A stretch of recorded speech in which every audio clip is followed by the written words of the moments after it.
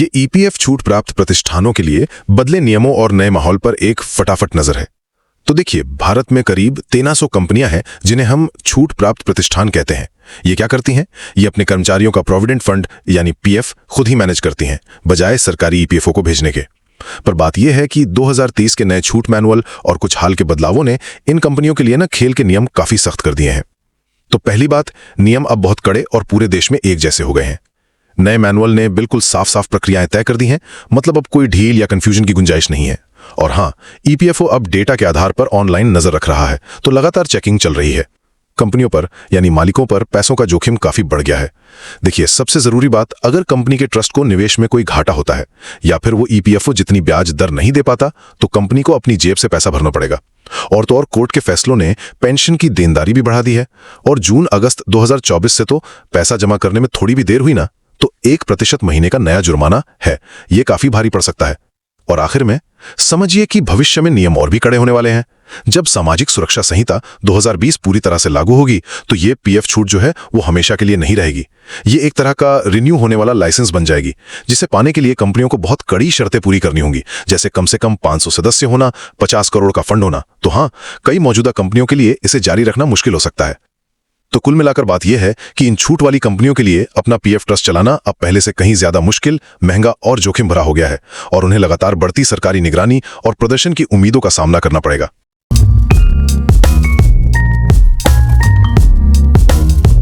भारत में जो कंपनियां अपना प्रोविडेंट फंड खुद मैनेज करती हैं, उनके लिए अब खेल के नियम कह सकते हैं कि पूरी तरह से बदल चुके हैं। तो आज हम यही समझेंगे कि ये नए नियम आखिर हैं क्या, और अगर इनका पालन नहीं किया तो इसका अंजाम कितना गंभीर हो सकता है। ये एक लाइन असल में इस पूरे बदलाव का निचोड़ है। भारत के उन 1305 ट्रस्ट्स के लिए जो अपना पीएफ खुद मैनेज करते हैं, ये एक सीधी सीधी चेतावनी है। मतलब अब आराम से बैठकर काम चलाने का दौर वो अब खत्म हो चुका है। सबसे पहले ये समझना जरूरी है कि ये बदलाव कितना बड़ा है। हम एक ऐसे दौर से निकल कर आए हैं जहां नियम कह सकते हैं कि बिखरे हुए थे, और अब एक ऐसी व्यवस्था में दाखिल हो गए हैं जहां हर चीज एक ही रूल बुक में लिखी हुई है। जरा सोचिए, पहले के जमाने में नियम साफ नहीं थे और फैसले अलग अलग अधिकारियों के मूड पर निर्भर करते थे। लेकिन अब 2023 के इस मैनुअल ने सब कुछ बदल दिया है। अब निगरानी सेंट्रलाइज्ड है और अधिकारी प्रॉब्लम होने का इंतजार नहीं करते, बल्कि पहले से ही सब पर नजर रखते हैं। असल में ये मैनुअल सिर्फ एक नियमों की किताब नहीं है, ये तो एक ऐसी व्यवस्था की बुनियाद है जिससे दिल्ली में बैठे रेगुलेटर देश की किसी भी कंपनी पर लगातार 24 घंटे नजर रख सकते हैं। ये डेटा पर आधारित निगरानी के एक नए दौर की शुरुआत है। अब ये जो नई व्यवस्था है, वो किसी भी कंपनी के ईपीएफ छूट की यात्रा को शुरू से लेकर आखिर तक 4 सख्त पड़ावों में बांध देती है। ये 4 चरण हैं: छूट मिलना, उसे चलाना, उसका रद्द हो जाना, या फिर उसे खुद वापस कर देना। और अब हर एक कदम के लिए इतने सख्त नियम बना दिए गए हैं कि अधिकारियों के लिए अपनी मर्जी से कोई भी ढील देना लगभग नामुमकिन है। तो चलिए अब असल मुद्दे पर आते हैं। इन नए नियमों को तोड़ने का मतलब क्या है और इसकी कीमत क्या चुकानी पड़ सकती है? सबसे पहला और सबसे बड़ा जोखिम है पैसों से जुड़ा हुआ। अब छोटी से छोटी फाइनेंशियल गलती भी बहुत भारी पड़ने वाली है। यहाँ एक बहुत दिलचस्प बात देखिए, नई व्यवस्था में छोटी मोटी देरी भी बहुत महंगी पड़ेगी। जहां पहले 2 महीने की देरी पर सिर्फ 5% सालाना जुर्माना था, अब वो सीधा बढ़कर 12% हो गया है। इसका मतलब साफ है कि अब जरा सी भी चूक की कोई गुंजाइश नहीं छोड़ी गई है। पैसों के बाद जो दूसरा बड़ा जोखिम है, वो है गवर्नेंस का, यानी कंपनी चलाने के तौर तरीकों का। और अब ईपीएफओ ने गलतियों को उनकी गंभीरता के हिसाब से बांट दिया है। और ये प्रायोरिटी मैट्रिक्स ये नए दौर की सबसे बड़ी सच्चाई दिखाता है। ये दरअसल गलतियों की एक लिस्ट है जिसे 3 कैटेगरीज में बांटा गया है, A, B और C। इससे सारी कंफ्यूजन खत्म हो जाती है और अब ये बिल्कुल साफ है कि कौन सी गलती करने पर छूट सीधे सीधे रद्द हो सकती है। कैटेगरी A की गलतियां सबसे गंभीर हैं। इन्हें आप रेड लाइन समझिए। इनमें से कोई भी एक गलती हुई तो छूट रद्द करने की प्रक्रिया अपने आप शुरू हो जाएगी। कोई सुनवाई नहीं, कोई माफी नहीं, खेल खत्म। तो अब सवाल ये उठता है कि रेगुलेटर्स इन सख्त नियमों को लागू कैसे कर रहा है? इसके लिए उनके पास कौन से नए हथियार हैं? इसका सीधा सा मतलब है कि साल में एक बार होने वाले ऑडिट का जमाना अब चला गया। अब रेगुलेटर की नजर हर पल, हर महीने यहाँ पर बनी रहती है। इन सभी टूल्स को मिलाकर देखिए, सालाना ऑडिट, बाहरी जांच और ऑनलाइन रिटर्न की हर महीने निगरानी।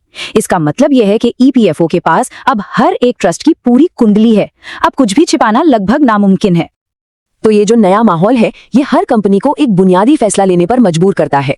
ये एक बहुत ही सोची समझी स्ट्रैटेजी है। एक तरफ तो नियमों का पालन करना बहुत मुश्किल बना दिया गया है और दूसरी तरफ इस व्यवस्था से बाहर निकलने का रास्ता आसान कर दिया गया है। इसका साफ मकसद है कि जो कंपनियां नए स्टैंडर्ड्स पूरे नहीं कर सकती वे खुद ही बाहर निकल जाएं। तो अब कंपनियों के सामने सिर्फ दो ही रास्ते बचे हैं, या तो वो एक्टिव होकर इन सारे जोखिमों का सामना करें या फिर एक व्यवस्थित तरीके से इस छूट को वापस करने की प्लानिंग करें। बीच का कोई रास्ता अब नहीं बचा है। और जो लोग इन नए नियमों के साथ चलने की सोच रहे हैं उनके लिए आगे का रास्ता और भी मुश्किल होने वाला है। भविष्य के इन नियमों को जरा देखिए। साफ है कि सरकार सिर्फ बहुत बड़ी और आर्थिक रूप से बेहद मजबूत कंपनियों को ही अपना पीएफ ट्रस्ट चलाने देना चाहती है। छोटी या मझोली कंपनियों के लिए तो इस खेल में बने रहना लगभग नामुमकिन हो जाएगा। तो नियम बदल चुके हैं, अब सवाल सिर्फ एक है, क्या संगठन इस नई बाजी के लिए तैयार हैं?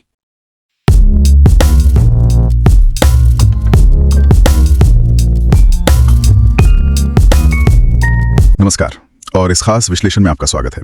हम सब जानते हैं कि एम्प्लॉइज प्रोविडेंट फंड मतलब ईपीएफ भारत के कामकाजी लोगों के लिए एक बहुत जरूरी सामाजिक सुरक्षा योजना है। जी हाँ, ज्यादातर मामलों में तो यही होता है कि कंपनी यानी नियोक्ता आपकी सैलरी से ईपीएफ काटता है, अपना हिस्सा मिलाता है और सारा पैसा ईपीएफओ मतलब कर्मचारी भविष्य निधि संगठन को भेज देता है। बिल्कुल। लेकिन क्या आप जानते हैं कि करीब 1300 से ज्यादा कंपनियां ऐसी भी हैं जिन्हें सरकार से अपना खुद का पीएफ ट्रस्ट चलाने की इजाजत मिली हुई है? हाँ, इन्हें कहते हैं छूट प्राप्त प्रतिष्ठान या एग्जेम्प्टेड एस्टैब्लिशमेंट्स। जी, आज हम इन्हीं छूट प्राप्त प्रतिष्ठानों की दुनिया में जो बड़े बदलाव हो रहे हैं उन पर बात करेंगे। हाँ, ये आजकल काफी चर्चा में है। हाल ही में 2023 में एक काफी डिटेल्ड एग्जेम्पशन मैनुअल मतलब एक छूट नियमावली जारी हुई है और साथ ही भविष्य में वो जो कोड ऑन सोशल सिक्योरिटी 2020 है, सामाजिक सुरक्षा संहिता, वो भी आने वाली है। जी, उसकी भी कुछ प्रावधान लागू होने वाले हैं। तो ये सब मिलकर इनके काम करने के तरीकों को बिल्कुल बदलने वाले, मतलब नियमों का खेल ही बदल रहा है। सही कहा, काफी कुछ बदल रहा है। हमारे पास इस पर बात करने के लिए कई चीजें हैं।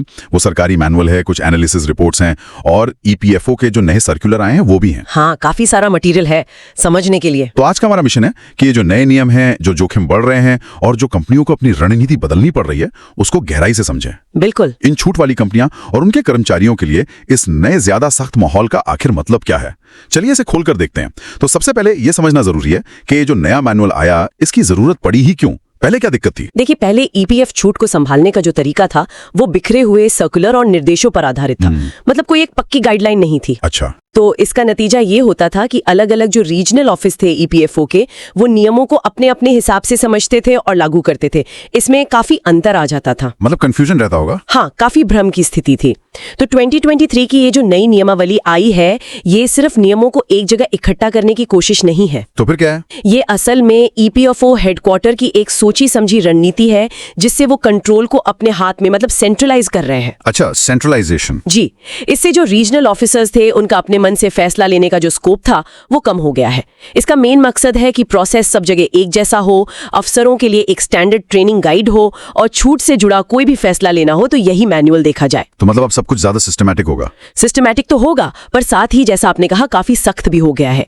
ये जो स्टैंडर्डाइजेशन है, ये डिजिटल गवर्नेंस और डेटा पर आधारित निगरानी के लिए जरूरी है। जैसे कि अब ऑनलाइन रिटर्न टाइम पे फाइल हो रहे हैं या नहीं, इस पर कड़ी नजर है। और एक ऑनलाइन परफॉर्मेंस ट्रैकिंग सिस्टम भी है जो देखेगा कि ट्रस्ट कैसा काम कर रहा है। मतलब अब लगातार मॉनिटरिंग होगी। बिल्कुल। पहले ऑडिट कभी कभी होते थे, अब निगरानी लगभग लगातार चलेगी। तो माहौल अब ज्यादा प्रिडिक्टेबल जरूर है, लेकिन हाँ, काफी कड़ा हो गया है। और ये मैनुअल एक बात बार बार याद दिलाता है कि ये जो छूट है, ये कोई हक या अधिकार नहीं है, ये एक विशेषाधिकार है। बिल्कुल सही कहा आपने, ये एक प्रिविलेज है। और ये प्रिविलेज इसी शर्त पर मिलता है कि जो प्राइवेट ट्रस्ट है वो जो फायदे देगा, जैसे contribution rate, interest rate, advance की सुविधा, वो ईपीएफओ जो फायदे देता है उनसे किसी भी हालत में कम नहीं होने चाहिए।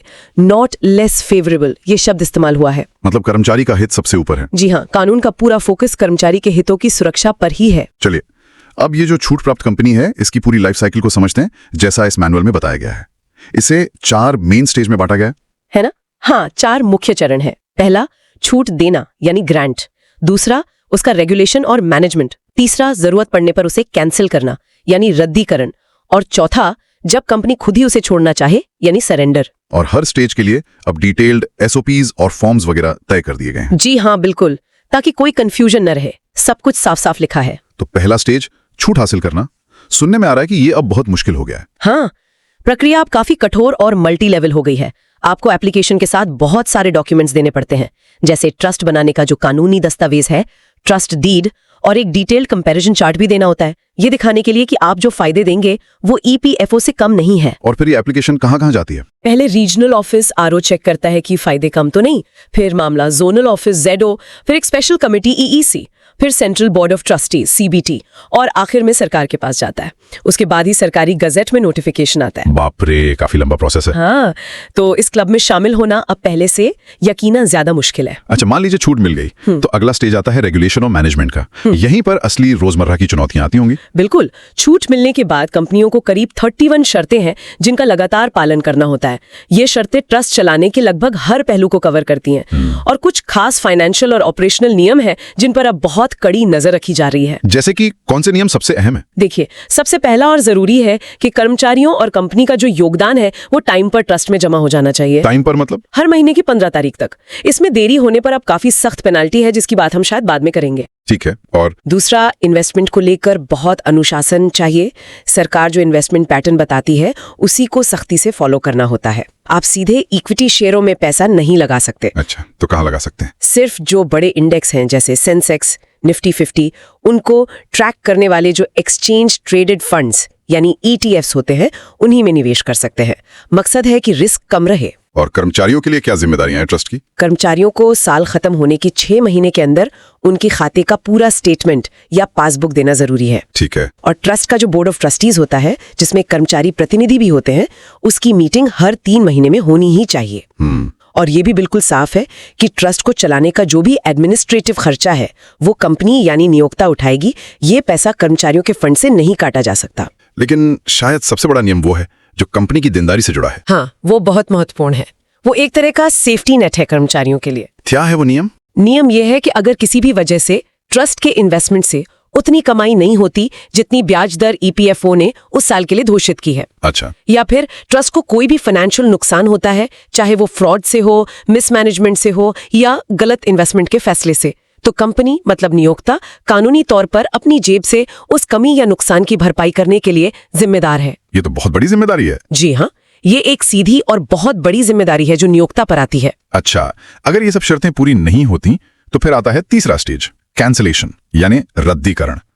इसके क्या ग्राउंड्स हो सकते हैं? मैनुअल में इसके लिए खास ट्रिगर पॉइंट्स बताए गए हैं, मतलब किन वजहों से छूट रद्द की जा सकती है। क्या है वो वजह? जैसे अगर ट्रस्ट लगातार अपने परफॉर्मेंस में फेल हो रहा है, मान लीजिए लगातार 3 महीने ऑनलाइन रिटर्न फाइल नहीं किया, या जो परफॉर्मेंस इवैल्यूएशन है उसमें कम स्कोर आया, या फिर अगर कंपनी खुद ही फाइनेंशियल मुश्किल में है, जैसे लगातार 3 साल से घाटे में है, या उसका कैपिटल बेस कम हो रहा है, और जाहिर है नियमों का सीधा उल्लंघन, जैसे ईपीएफओ की इंटरेस्ट रेट के बराबर रिटर्न ना दे पाना या कंट्रीब्यूशन टाइम पर जमा न करना। और अगर कंपनी की ओनरशिप बदलती है, जैसे बिक जाती है या मर्जर होता है, तब? हाँ, ये एक बहुत अहम पॉइंट है। अगर कंपनी बिकती है या उसका किसी दूसरी कंपनी में मर्जर होता है या कोई उसे खरीद लेता है, एक्विजिशन, तो जो मौजूदा छूट है वो अपने आप कैंसिल हो जाती है। अच्छा, तो नए मैनेजमेंट को फिर से अप्लाई करना पड़ेगा? जी हाँ, अगर उन्हें छूट चाहिए तो बिल्कुल नए सिरे से पूरी प्रक्रिया से गुजरना होगा। ईपीएफओ इन उल्लंघनों से निपटता कैसे? क्या हर गलती पर सीधे कैंसिलेशन हो जाता है? नहीं, ऐसा नहीं है। इसके लिए एक प्रायोरिटी मैट्रिक्स बनाया गया है, मतलब गलतियों को उनकी गंभीरता के हिसाब से कैटेगरी ए, बी या सी में बांटा गया है। अच्छा, कैटेगरी ए वाली गलतियां सबसे सीरियस हैं, जैसे कि पैसे का नुकसान हुआ और कंपनी ने भरपाई नहीं की या कंट्रीब्यूशन जमा करने में चूक हुई। ऐसे मामलों में तुरंत कैंसिलेशन की कार्रवाई शुरू होती है, शो कॉज नोटिस वगैरह जारी करके। और कैटेगरी बी?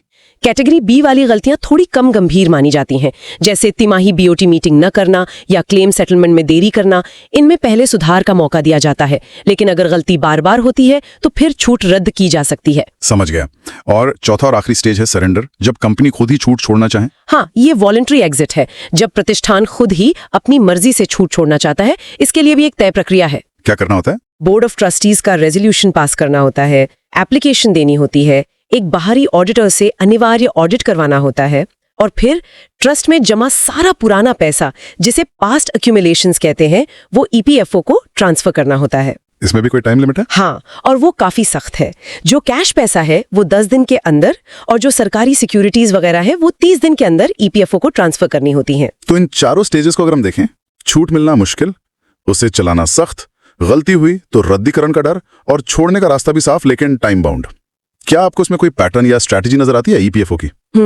ऐसा लगता है कि नियमों को मुश्किल बनाकर और बाहर निकलने का रास्ता साफ रखकर शायद ईपीएफओ ये चाहता है कि जो कंपनियां ये सब नहीं संभाल सकती वो खुद ही बाहर हो जाएं। ये एक दिलचस्प ऑब्जर्वेशन है और मुझे लगता है इसमें काफी सच्चाई है। देखिए, कंप्लायंस को जानबूझकर मुश्किल और जोखिम भरा बनाया गया है, जबकि सरेंडर की प्रक्रिया को बहुत क्लियर कर दिया गया है। हाँ। तो ये एक तरह से उन कंपनियों के लिए इशारा है जो इन नए ऊंचे स्टैंडर्ड्स को पूरा करने में या तो मुश्किल महसूस कर रही हैं या करना नहीं चाहती। और आंकड़े भी यही बताते हैं कि पिछले कुछ सालों में छूट सरेंडर करने के मामले बढ़े हैं। अच्छा। जी हाँ, तो ये नया मैनुअल शायद इस ट्रेंड को और तेज करेगा। ये तो हुई मौजूदा मैनुअल की बात। अब थोड़ा भविष्य की तरफ देखते हैं। कोड ऑन सोशल सिक्योरिटी 2020 यानी सामाजिक सुरक्षा संहिता। आपने बताया कि इसके पीएफ वाले प्रावधान अभी पूरी तरह लागू नहीं हुए हैं। हाँ, अभी नहीं हुए हैं। लेकिन कहा जा रहा है कि इसके जो प्रिंसिपल्स हैं वो ईपीएफओ की आज की रणनीति को गाइड कर रहे हैं। बिल्कुल, ये जो कोड है ये भविष्य में छूट वाली कंपनियों के लिए और भी ज्यादा सख्त सिस्टम का इशारा देता है। इसमें जो स्टैंडर्ड सोचे गए हैं वो बहुत ऊंचे हैं, फाइनेंशियल भी और ऑपरेशनल भी। लेकिन सबसे बड़ा बदलाव क्या है इसमें? देखिए, सबसे बड़ा और शायद सबसे क्रांतिकारी बदलाव ये है कि जो परमानेंट छूट का कॉन्सेप्ट था उसे खत्म करके एक रिन्यूएबल लाइसेंस सिस्टम लाने का प्रस्ताव है। रिन्यूएबल लाइसेंस मतलब ये कि छूट आपको हमेशा के लिए नहीं मिलेगी, एक फिक्स पीरियड के लिए मिलेगी, मान लीजिए 5 साल के लिए, और उसे बनाए रखने के लिए आपको बार बार रिन्यू कराना होगा। और इस रिन्यूअल के लिए भी शर्तें होंगी? हाँ, और वो शर्तें काफी कड़ी बताई जा रही हैं, जैसे कि ट्रस्ट में कम से कम 500 मेंबर होने चाहिए, फंड का साइज कम से कम 50 करोड़ रुपए होना चाहिए, और जो कंपनी है उसका पिछले 3 साल से लगातार नेटवर्थ पॉजिटिव होना चाहिए। बाप रे, अगर ये लागू हो गया तो जो अभी करीब 1300 छूट वाली कंपनियां हैं उनमें से बहुत सी शायद इन शर्तों को पूरा ही ना कर पाएं। हाँ, ये तो मुश्किल लग रहा है। उनके लिए ये एक तरह की परमानेंट अनिश्चितता की स्थिति बन जाएगी, रेगुलेटरी रिस्क बहुत बढ़ जाएगा। सरकार की स्ट्रेटजी भी थोड़ी अजीब है कि वो इस कोड को एक साथ लागू नहीं कर रही बल्कि टुकड़ों में नोटिफाई कर रही है। हाँ, पीस मील नोटिफिकेशन जिसे कहते हैं, जरूरत के हिसाब से अलग अलग सेक्शन को एक्टिवेट कर रही है। इससे तो और कंफ्यूजन बढ़ता होगा। बिल्कुल, ये रणनीति लीगल और रेगुलेटरी माहौल को और अस्थिर बना देती है। कंपनियों को न सिर्फ मौजूदा 1952 वाले एक्ट का पालन करना है, बल्कि कोड के उन हिस्सों पर भी लगातार नजर रखनी है जो कभी भी एक्टिवेट हो सकते हैं और उनके काम करने के तरीके को बदल सकते हैं। तो इन सब का नेट रिजल्ट क्या हो सकता है? आगे चल के क्या होगा? देखिए, संभावना तो यही लगती है कि छूट प्राप्त प्रतिष्ठानों की संख्या में भारी कमी आएगी। अच्छा। बहुत सी मौजूदा कंपनियां शायद ये नई फाइनेंशियल और साइज वाली शर्तें पूरी ना कर पाएं और उन्हें मजबूरन अपनी छूट छोड़नी पड़ेगी और अपना फंड ईपीएफओ के साथ मिलाना होगा। तो आखिर में बचेंगी पॉइंट? शायद आखिर में केवल बहुत बड़ी, फाइनेंशियली मजबूत और जिनकी गवर्नेंस बहुत अच्छी है वही कंपनियां छूट को बनाए रख पाएंगी। तो ये पूरी व्यवस्था और ज्यादा सेंट्रलाइज्ड हो जाएगी। इन बड़े स्ट्रक्चरल बदलावों के अलावा कुछ और हाल की घटनाएं भी हुई हैं जिन्होंने इन छूट वाले ट्रस्टों के लिए रिस्क और कॉम्प्लेक्सिटी को और बढ़ा दिया है। हाँ बिल्कुल, कई हालिया डेवलपमेंट्स हैं जिन पर ध्यान देना जरूरी है। पहला तो 1 अप्रैल 2024 से वो जो ऑटोमेटिक पीएफ ट्रांसफर सिस्टम लागू हुआ है। हाँ, सुना है उसके बारे में। उससे कर्मचारियों के लिए नौकरी बदलना आसान हो गया है। अब अगर कोई छूट वाली कंपनी से ईपीएफओ में जाता है या ईपीएफओ से छूट वाली कंपनी में आता है तो पीएफ ट्रांसफर ऑटोमेटिक हो जाएगा। तो इससे ट्रस्टों पर क्या असर पड़ेगा? उन्हें अब फंड ट्रांसफर तेजी से और बिल्कुल सही करने के लिए अपने सिस्टम को अप टू डेट रखना होगा। इसमें कोई भी गड़बड़ी नहीं होनी चाहिए। और वो जो पेनल्टी वाली बात आप कह रहे कि कंट्रीब्यूशन में देरी पर, उसमें भी कुछ बदलाव हुआ है? हाँ, जून अगस्त 2024 में एक रैशनलाइज्ड डैमेजेस रिजाइम आई है, मतलब जुर्माने की व्यवस्था को बदला गया है। कैसे बदला गया है? पहले ऐसा था कि जितनी ज्यादा देर होती थी उतना ज्यादा सालाना ब्याज लगता था। 5% से शुरू होकर 25% तक जाता था। अब इसे बदलकर एक फ्लैट रेट कर दिया गया है, 1 प्रति माह, यानी सीधे 12% सालाना, चाहे देरी कुछ दिन की हो या कुछ महीनों की। तो ये रैशनलाइज्ड कैसे हुआ? इससे फायदा हुआ या नुकसान? देखिए, रैशनलाइज्ड कहना थोड़ा मुश्किल है, खासकर अगर देरी छोटी हो। मतलब ये कि अगर अनजाने में आपसे कुछ दिनों या हफ्तों की भी देरी हो जाती है तो अब पहले से काफी ज्यादा जुर्माना लगेगा। पहले जहां 2 महीने तक की देरी पर सिर्फ 5% सालाना रेट था, अब सीधे 12% लगेगा, डबल से भी ज्यादा। हाँ, ये बात जरूर है कि अगर देरी बहुत लंबी होती है, मान लीजिए 6 महीने से ज्यादा, तो ये नई 12% की दर पुरानी 25% वाली दर से कम है। लेकिन कुल मिलाकर ये छोटी मोटी चूकों को भी महंगा बना देता है और कंपनियों पर कंप्लायंस का प्रेशर बढ़ाता है। कोर्ट के फैसलों का भी कुछ असर पड़ा है, खासकर पेंशन को लेके। हाँ बिल्कुल, पिछले कुछ सालों में खासकर मद्रास हाईकोर्ट के कुछ फैसलों ने ये साफ कर दिया है कि कर्मचारियों के कुछ कानूनी अधिकार, जैसे कि उनकी असली सैलरी, एक्चुअल सैलरी पर आधारित हायर पेंशन पाने का अधिकार। हाँ, हायर पेंशन वाला मामला तो काफी चला था। जी, तो कोर्ट ने कहा है कि ये अधिकार प्राइवेट ट्रस्ट के अपने अंदरूनी नियमों से ऊपर है, भले ही ट्रस्ट के नियम इसकी इजाजत ना देते हों। तो इससे कंपनियों पे क्या असर हुआ? इससे नियोक्ताओं के लिए अचानक से बहुत बड़ी अनफंडेड देनदारियां पैदा हो सकती हैं जिनका उन्होंने पहले हिसाब ही नहीं लगाया था। आप सोचिए, ईपीएफओ को खुद हायर पेंशन के लाखों एप्लीकेशन प्रोसेस करने में कितनी मुश्किल हुई थी। ट्रस्ट के पास जो पुराना पैसा जमा होता है, रिजर्व वगैरह, उसके इस्तेमाल पर भी कुछ रोक लगी है। हाँ, अक्टूबर 2024 में एक ईपीएफओ सर्कुलर आया है जिसने ट्रस्टों द्वारा जमा किए गए जो हिस्टोरिकल रिजर्व्स हैं उनके बांटने पर रोक लगा दी है। क्यों?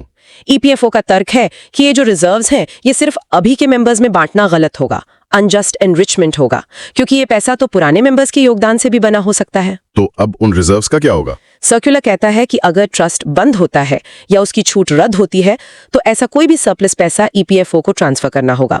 तो ये ट्रस्ट की जो फाइनेंशियल आजादी थी उसको और कम करता है। तो अगर हम इन सभी हालिया बदलावों को एक साथ देखें, पेंशन की बढ़ी हुई देनदारी का डर, रिजर्व के इस्तेमाल पर रोक, छोटी देरी पर भी ज्यादा जुर्माना, तो ट्रस्ट और नियोक्ता के लिए अब तस्वीर क्या बन रही है? बढ़ रही है या बढ़ने का खतरा है पेंशन की वजह से। दूसरी तरफ आपके अपने जमा पैसे रिजर्व्स के इस्तेमाल पर रोक लग रही है और तीसरी तरफ कंप्लायंस में जरा सी भी चूक हुई तो भारी जुर्माना। हाँ, ये तो मुश्किल सिचुएशन है। इसका सीधा मतलब है ट्रस्टों और नियोक्ताओं के लिए फाइनेंशियल आजादी काफी कम हो गई है और रिस्क बहुत ज्यादा बढ़ गया है। अब ट्रस्ट को चलाना सिर्फ एक रूटीन एडमिनिस्ट्रेटिव काम नहीं रह गया है, ये अब एक सीरियस स्ट्रेटेजिक रिस्क मैनेजमेंट का मुद्दा बन गया है। वो जमाना गया जब इसे हल्के में लिया जा सकता था। तो हमने अब तक क्या क्या देखा? नया मैनुअल आया जिसने नियमों को एक जैसा किया, लेकिन ईपीएफओ का कंट्रोल बढ़ाया और स्टैंडर्ड ऊंचे कर दिए। जी। भविष्य की जो सोशल सिक्योरिटी कोड है वो और भी सख्त नियमों का इशारा दे रही है, जैसे कि रिन्यूएबल लाइसेंस। बिल्कुल। और जो हाल के बदलाव हुए हैं जैसे पेनल्टी का बदलना, पेंशन की देनदारी, रिजर्व पर रोक, इन्होंने फाइनेंशियल और कंप्लायंस का बोझ और बढ़ा दिया है। तो इन सब का निचोड़ क्या है? What's the bottom line? Bottom line ये है कि छूट वाले ट्रस्टों के लिए वो जो आराम के दिन थे या जिसे लेजी फेयर एरा कहते हैं वो अब खत्म हो गया है। अब या तो इन बदलावों के हिसाब से खुद को ढालना होगा, अडेप्ट करना होगा, या फिर सरेंडर करके बाहर निकलना होगा। क्या मुख्य बातें अब बिल्कुल साफ हो गई हैं? हाँ, कुछ बातें अब क्रिस्टल क्लियर है। पहली, जैसा हमने कहा, छूट एक प्रिविलेज है, अधिकार नहीं। इसे लगातार कमाना पड़ेगा, अपनी काबिलियत साबित करके बनाए रखना होगा। ठीक। दूसरा, इसे बनाए रखने की कॉस्ट और रिस्क दोनों बहुत बढ़ गए हैं। कंप्लायंस का बोझ ज्यादा है, फाइनेंशियल रिस्क ज्यादा है, चाहे वो पेनल्टी का रिस्क हो या पेंशन लायबिलिटीज का या फिर इन्वेस्टमेंट पर कम रिटर्न हुआ तो उसकी भरपाई करने का। तीसरा, आपने बताया था कि डेटा के आधार पर जांच पड़ेगी। हाँ, अब लगातार निगरानी होगी, online returns, performance tracking system, इन सब के जरिए ईपीएफओ की नजर बनी रहेगी। साथ ही ऑडिट भी अब ज्यादा होंगे। एक तो एनुअल कंप्लायंस ऑडिट जो ईपीएफओ कर सकता है, और दूसरा कुछ खास मौकों पर जैसे सरेंडर, कैंसिलेशन या कोई फाइनेंशियल गड़बड़ी के समय एक मैंडेटरी थर्ड पार्टी ऑडिट करवाना होगा, जिसके नियम अब और भी डिटेल्ड और कड़े कर दिए गए हैं। ये ऑडिट ट्रस्टीज के कामकाज के हर पहलू की बहुत गहराई से जांच करेगा। और चौथा पॉइंट, ट्रस्टीज की भूमिका वो कितनी बदल गई है? उनकी जिम्मेदारी बहुत बहुत ज्यादा बढ़ गई है। अब सिर्फ मीटिंग में आ गए और साइन कर दिया उतना काफी नहीं है। ट्रस्टीज को अब फाइनेंशियली लिटरेट होना होगा, एक्टिवली गवर्नेंस में हिस्सा लेना होगा और ये पक्का करना होगा कि ट्रस्ट के इंटरनल कंट्रोल्स और ऑडिट मजबूत हों। मतलब अब सिर्फ प्रोसेस फॉलो नहीं करना है? नहीं, बिल्कुल नहीं। उन्हें अब फाइनेंशियल, लीगल और स्ट्रेटेजिक रिस्क को एक्टिवली और समझदारी से मैनेज करना होगा। वो न सिर्फ मेंबर्स के प्रति जवाबदेह हैं बल्कि एक ज्यादा अलर्ट और डेटा ड्रिवन रेगुलेटर यानी ईपीएफओ के प्रति भी जवाबदेह हैं। जो कंपनियां अभी छूट प्राप्त नहीं है लेकिन शायद सोच रही थी कि अप्लाई करें, उनके लिए तो अब ये रास्ता बहुत मुश्किल हो गया होगा। निश्चित रूप से छूट हासिल करने और फिर उसे बनाए रखने की जो बाधाएं हैं वो अब इतनी ऊंची हो गई हैं कि नई कंपनियों के लिए इसका कॉस्ट बेनिफिट एनालिसिस शायद ही पॉजिटिव आए। मतलब शायद अब ये उतना फायदेमंद सौदा न रहा हो। और जो पहले से छूट प्राप्त हैं उनके लिए आगे का रास्ता क्या है? उन्हें क्या करना चाहिए? देखिए, उनके लिए सबसे जरूरी है कि वो अपनी सिचुएशन को बहुत गंभीरता से दोबारा इवैल्यूएट करें। उन्हें कुछ ठोस कदम उठाने होंगे, जैसे एक मजबूत इंटरनल ऑडिट सिस्टम बनाना, ट्रस्टीज की कैपेसिटी बिल्डिंग के लिए रेगुलर ट्रेनिंग करवाना, फाइनेंशियल मुश्किल या कंपनी के मर्जर एक्विजिशन जैसी सिचुएशन से निपटने के लिए क्लियर प्रोटोकॉल बनाना, अपने सिस्टम और गवर्नेंस प्रोसेस में इन्वेस्ट करना और सबसे जरूरी खुद को सोशल सिक्योरिटी कोड के लिए तैयार करना। अब हाथ पर हाथ धरकर बैठने का ऑप्शन नहीं है। तो सार यही निकलता है कि ईपीएफ छूट का जो पूरा लैंडस्केप है वो अब काफी बदल गया है और बहुत चैलेंजिंग हो गया है। जी हाँ। इसमें बने रहने के लिए अब पहले से कहीं ज्यादा एक्टिव गवर्नेंस, अलर्टनेस और स्ट्रेटेजिक प्लानिंग की जरूरत पड़ेगी। ये सोचना कि छूट एक बार मिल गई तो बस हमेशा के लिए है, ये सोच अब पुरानी हो चुकी है। बिल्कुल। और अंत में हम एक सवाल छोड़ जाते हैं सोचने के लिए। हाँ, बताइए। ये जो बढ़ती हुई कॉम्प्लेक्सिटी है, लगातार बढ़ते फाइनेंशियल रिस्क है और रिन्यूएबल लाइसेंस जैसे भविष्य के बदलावों की संभावना है, इन सबको देखते हुए क्या कंपनियों के लिए अब भी ये छूट बनाए रखना उनकी कोर बिजनेस स्ट्रैटेजी और रिस्क लेने की क्षमता से मेल खाता है? ये तो बड़ा सवाल है। या फिर क्या अब ये ज्यादा समझदारी का रास्ता है कि वो अपने मेन बिजनेस पर फोकस करें और पीएफ मैनेजमेंट का काम एक्सपर्ट्स यानी ईपीएफओ को ही करने दें? ये एक फंडामेंटल सवाल है जिसका जवाब हर छूट प्राप्त कंपनी के लीडरशिप को अपने संगठन के हालात को देखते हुए खोजना होगा।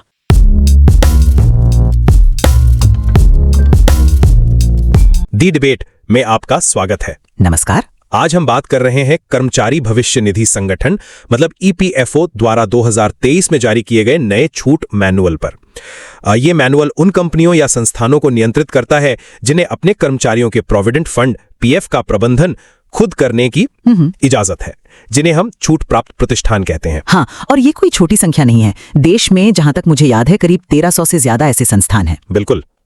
तो आज का जो मुख्य सवाल है वो ये है, क्या ये नया मैनुअल सिर्फ आप कह सकते हैं मौजूदा जो बिखरी हुई प्रक्रियाएं थीं उन्हें समेटकर उन्हें सरल और मानकीकृत करने की बस एक प्रशासनिक कवायद है, या फिर ये ईपीएफओ की एक सोची समझी रणनीति का हिस्सा है जिसका मकसद शायद रेगुलेटरी नियंत्रण को और मजबूत करना हो और इन संस्थानों के लिए छूट हासिल करना और उसे बनाए रखना ज्यादा मुश्किल बनाना हो। सही कहा। मतलब सवाल ये है कि क्या ये केवल व्यवस्था सुधारने की बात है या फिर एक तरह से इन छूट प्राप्त संस्थानों पर शिकंजा कसने की। हाँ, तो हमारी ये चर्चा उन दस्तावेजों और जानकारियों पर आधारित है जो इस नए मैनुअल, इसकी प्रक्रियाओं, शर्तों और इसके संभावित नतीजों का ब्यौरा देते हैं। देखिए, मेरा मानना है कि यह मैनुअल मुख्य रूप से एक जरूरी प्रशासनिक सुधार है।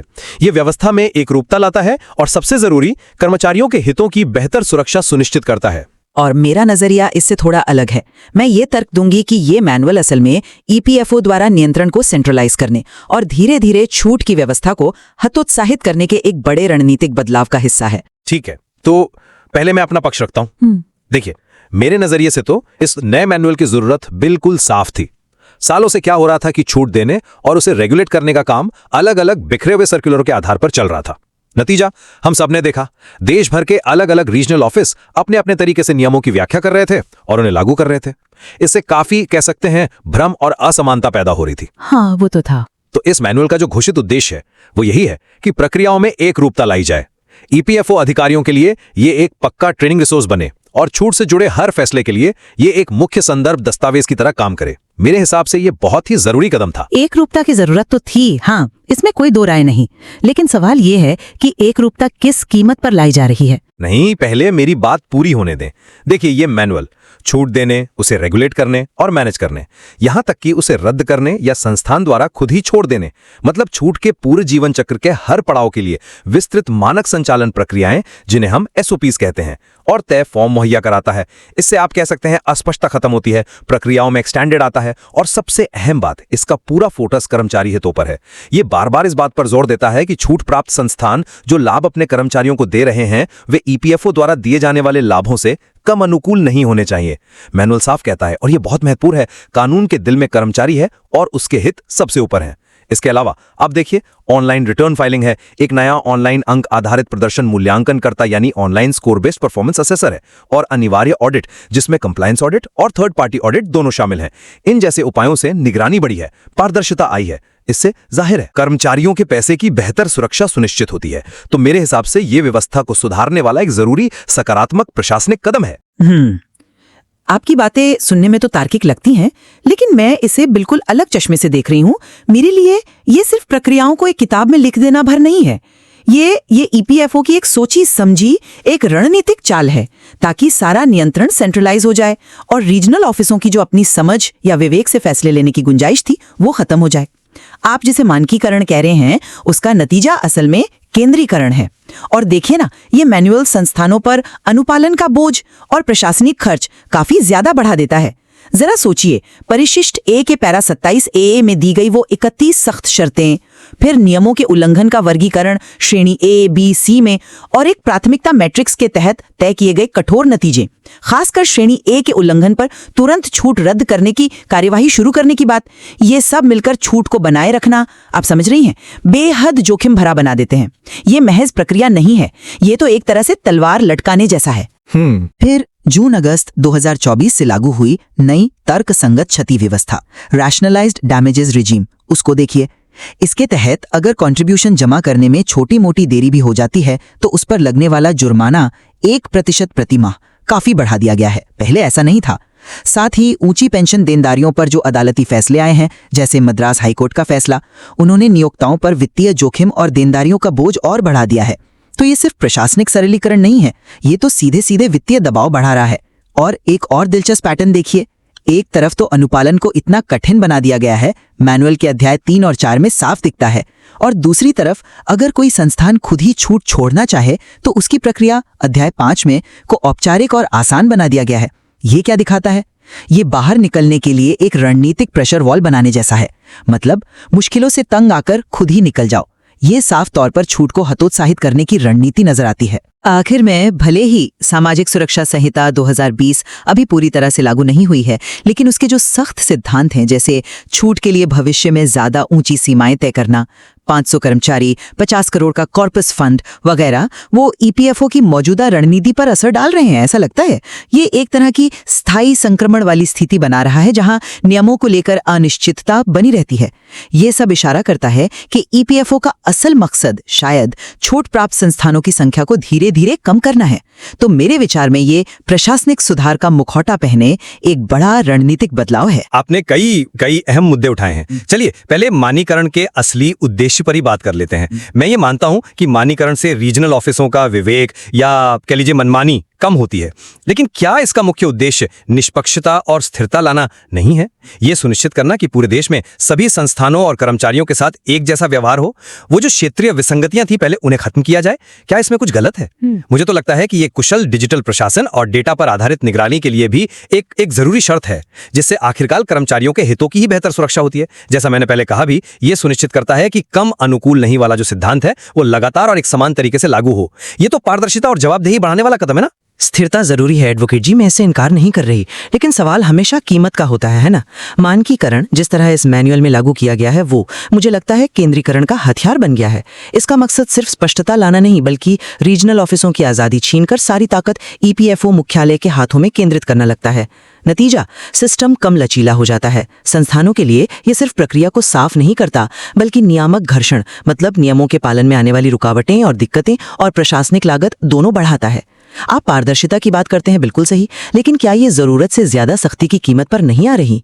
अलग अलग संस्थानों की अपनी खास परिस्थितियां होती हैं, उन पर लचीलेपन की कीमत पर एक रूपता थोपना क्या ये हमेशा फायदेमंद होता है? क्या आपको नहीं लगता कि इससे इनोवेशन और बेहतर प्रबंधन के जो स्थानीय तरीके हो सकते हैं वो हतोत्साहित होंगे? ठीक है, चलिए अब दूसरे बिंदु पर आते हैं, अनुपालन का बोझ बनाम कर्मचारी सुरक्षा।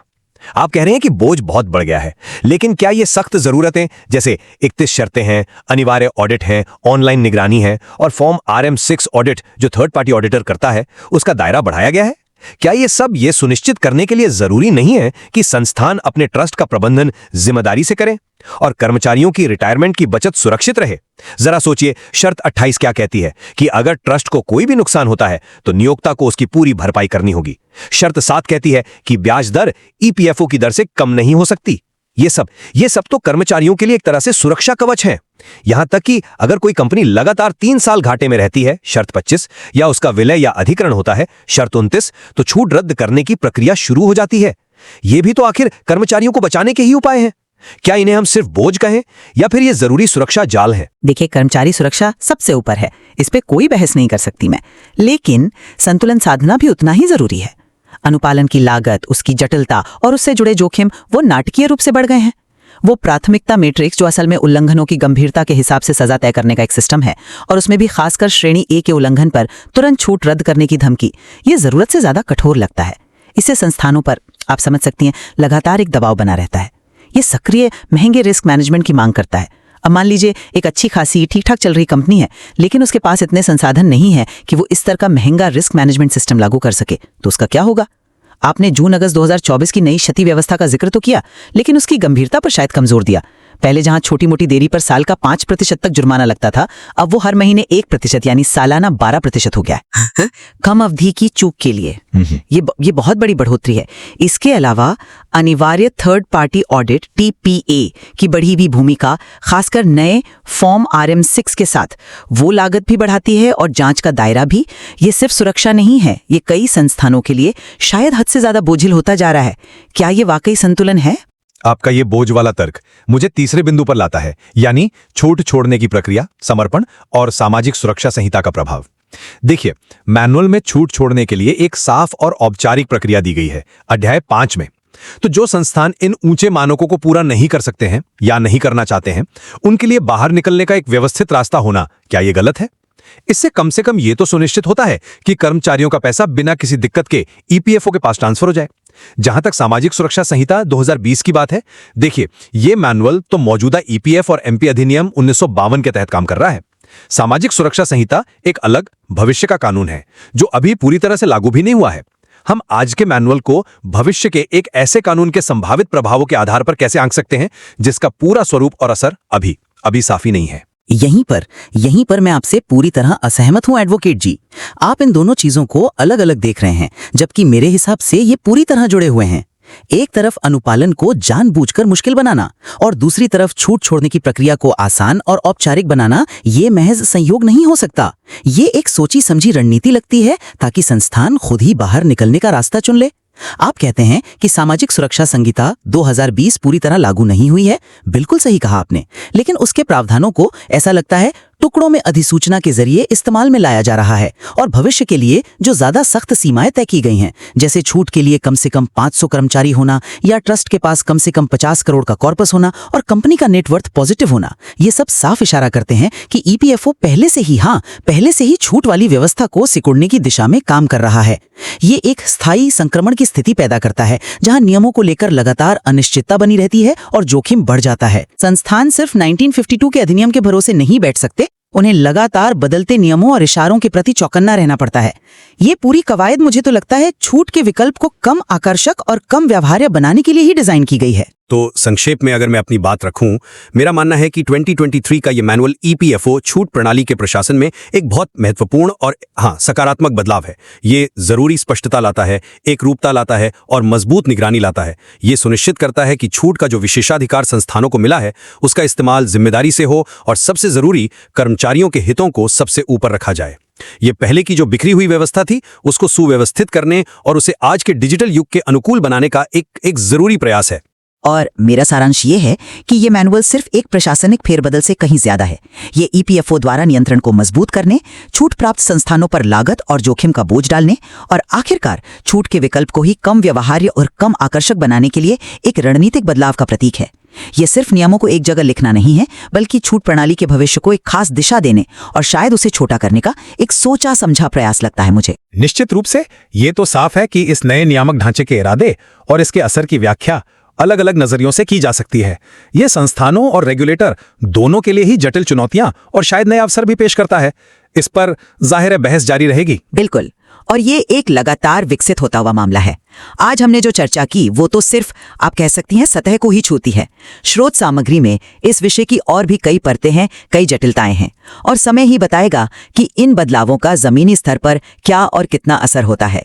श्रोताओं को भी अपनी समझ बनाने के लिए इन पहलुओं पर जरूर गौर करना चाहिए। सही कहा। आज की इस गहरी चर्चा के लिए धन्यवाद।